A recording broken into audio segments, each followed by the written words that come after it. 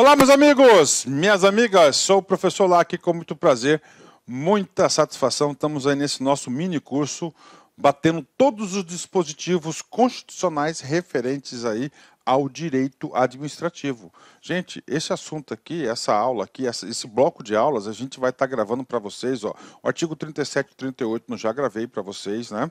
Agora a gente vai gravar o 39, o 40, que ele é enorme, que diz sobre o regime próprio dos servidores públicos, né? O 40 e o 41. E o 42 também nós iremos estar gravando também. Todos esses dispositivos da Constituição servem tanto para os assuntos de direito administrativo como direito constitucional. E aqui você está aprendendo com profundidade. Bacana? Vamos lá. Então, artigo 39. O artigo 39 faz parte aqui da seção 2, né? A seção 2 que fala dos servidores públicos, né? Artigo 39. Primeira informação. Professor, nós temos aqui, professor, tá? Dois artigos, está valendo os dois artigos? Professor, como assim? Então você tem aqui um artigo que foi o original, né, lá da Constituição de 88, e você tem aqui o segundo artigo que foi acrescido, que foi dada nova redação lá em 98, pela emenda número 15, a emenda número 19. Então a emenda 19 deu redação ao 19, né, o 39, né? O que acontece, né? Eu vou explicar para vocês isso, né? Então vamos lá, artigo 39, está aqui uma explicação até longa. A União, os Estados, o DF e os municípios instituirão no âmbito de sua competência regime jurídico único e planos de carreira para os servidores da administração pública direta, das autarquias e das fundações públicas, né? Ou seja, o artigo 39 original instituiu o regime jurídico único, ou seja, para o pessoal, para os servidores públicos, né, o regime de vínculos deve ser estatutário. Tá? Estatutário. Então, obrigou o quê? Cada ente da federação ter seu próprio estatuto, né? Por exemplo, qual que é o estatuto da União? É a Lei 8.112, tá? Do Estado de São Paulo, a Lei 10.261, salvo engano. Estado de Mato Grosso, nós temos a Lei Complementar 04. Município de Cuiabá, Lei Complementar 93. Ou seja, cada ente da federação tem o seu estatuto. Então, o artigo 39, qual que foi o trabalho dele lá atrás? Foi o seguinte, olha, nós vamos implantar o regime jurídico único, adotar. Nós queremos adotar o regime jurídico único para toda a administração pública brasileira. E assim fez. Ok, bacana, tá aí, né?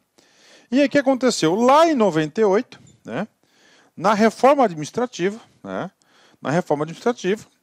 o Congresso Nacional, né, falou assim, nós queremos quebrar essa possibilidade de regime jurídico único.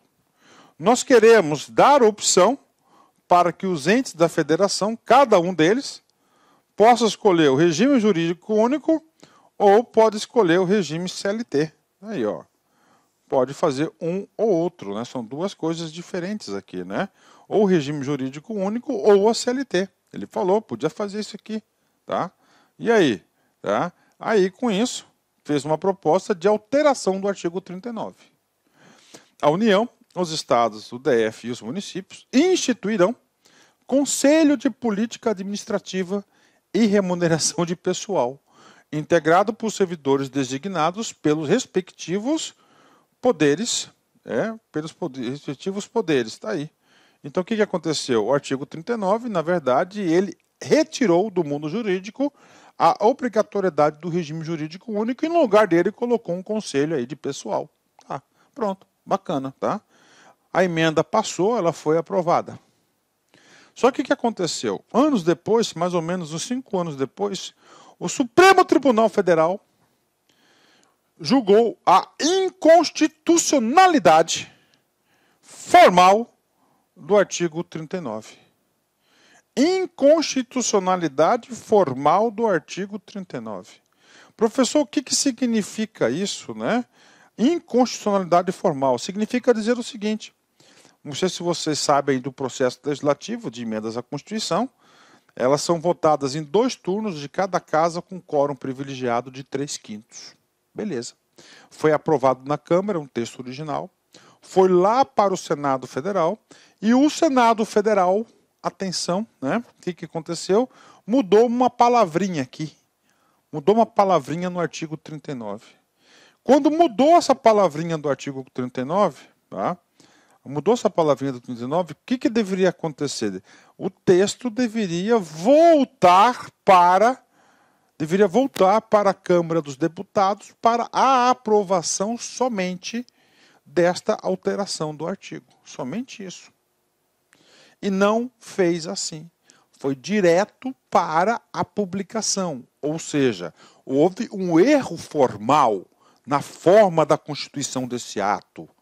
Com isso, o Supremo julgou inconstitucional, né, esse dispositivo de inconstitucionalidade formal. Então, por isso, está valendo aqui o regime jurídico único ainda.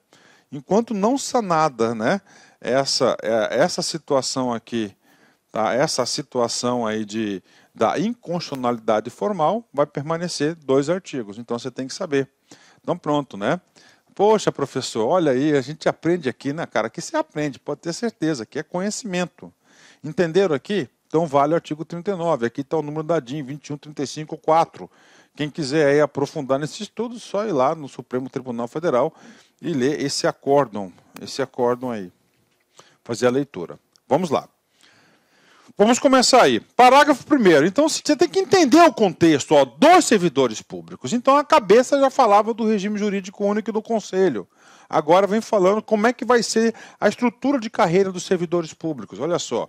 A fixação dos padrões de vencimento e dos demais componentes do sistema remuneratório observará, ou seja, a estrutura de remuneração dos planos, né, ó, a natureza, o grau de responsabilidade e a complexidade dos cargos, componente de cada carreira, os requisitos para investidura, as peculiaridades dos cargos. Então, para definir os padrões de vencimento, o legislador deverá levar em consideração esses 3 itens, né? Tranquilo, de boa, né? O parágrafo 2º, né? O parágrafo 2º se preocupou com a reforma administrativa de quê? Na formação continuada. Na formação continuada dos profissionais, da base, dos servidores públicos, né? Ó, a União, os estados, né? E o DF, a União, estados e DF, manterão escolas de governo. Então, cada um deve ter a sua escola de governo para a formação e o aperfeiçoamento dos servidores públicos, constituindo-se a participação nos cursos um dos requisitos para a promoção na carreira, facultada para isso a celebração de convênios ou contratos entre entes federados, né? Então possibilitou aí a possibilidade de celebrar convênios, né? Então, olha aí, os cursos requisitos para promoção na carreira, ou seja, aqui já está traçando lá a promoção por qualificação. Então é a formação de escolas de governo aí no âmbito da administração pública. Parágrafo 3º. O parágrafo 3º são os direitos sociais. Então, garantido. Então, nós temos hoje o artigo 7º da Constituição, que traz os direitos sociais, que todo trabalhador deve ter, claro, lá da iniciativa privada. Aqui do serviço público, o legislador fez questão, o Constituinte fez questão aqui de garantir o quê? Alguns desses direitos também para os servidores públicos. Vamos lá.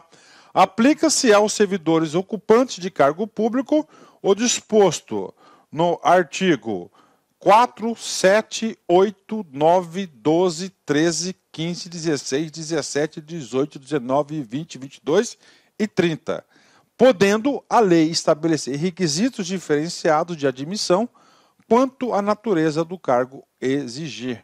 Então nós temos aí, né, esses direitos garantidos e podendo ter requisitos diferenciados de admissão. Professor, como assim requisitos diferenciados? Experiência, prova oral, prova de datilografia, redação e assim por diante, tá? Por quê? Porque o cargo exige essa formação diferenciada, né? Então vamos lá. Quais são esses direitos? Primeiro, salário mínimo, né? Então salário mínimo, então tem que ser o salário mínimo aí, tem direito aí, né, no mínimo, receber um salário mínimo de remuneração. 7. Garantia de salário nunca inferior ao mínimo para perceber remuneração variável. para os que percebem remuneração variável, né?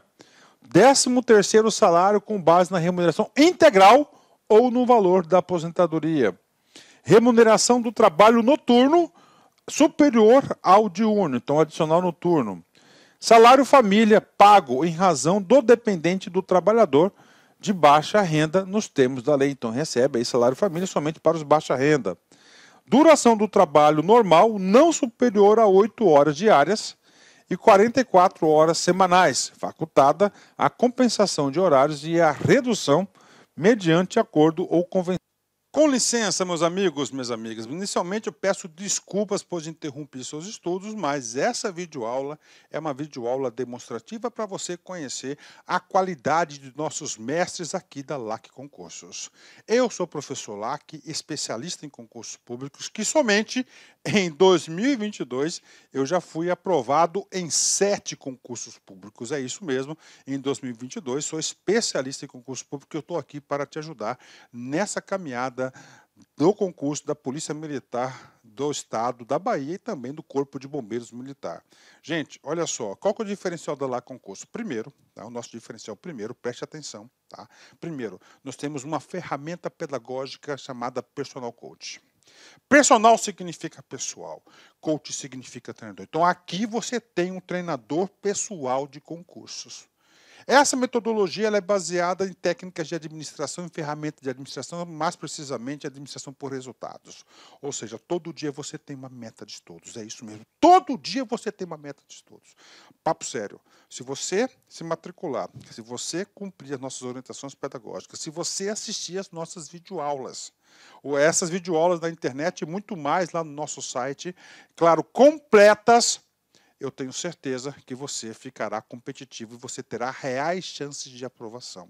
Em 2019, nós tivemos também um concurso aí da PM da Bahia, na qual a gente teve aí dezenas de alunos aprovados. Inclusive, nós fizemos aí uma playlist no YouTube super vencedora, né? Super vencedora para a galera, né? Professor, quanto custa? Olha só, preço promocional. Apenas 10 parcelas de R$25. Curso completaço, super atualizado, item a item do digital, acesso imediato com foco na banca da FCC. Então venha estudar conosco aqui na LAC Concurso.